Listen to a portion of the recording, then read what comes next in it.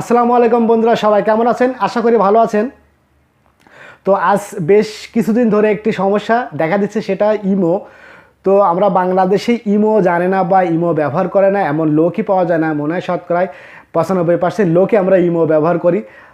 তাছাড়া যারা আমরা প্রবাসী থাকি, তো আমরা ইমোটাই বেশি ব্যবহার করি। যতই আমাদের মেসেঞ্জার থাক বা হোয়াটসঅ্যাপ থাক, অন্য ভিডিও অ্যাপ থাক, আমরা ইমোটাই সবচেয়ে আমরা ব্যবহার করি।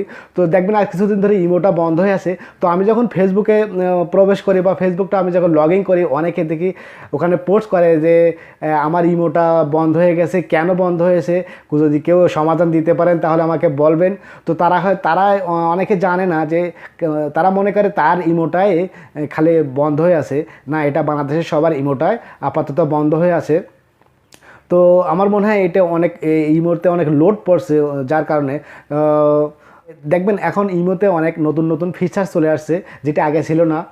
দেখবেন এখন ভিডিওতে লাইভ স্ট্রিম করা যায়, ভিডিও লাইভ দেওয়া যায়। তো আমার মনে হয় এইটি কারণে হয়তো এটা লোড নিতে পারছে না। তো বন্ধুরা, আপনাদের দুশ্চিন্তা করার কোনো কারণ নাই।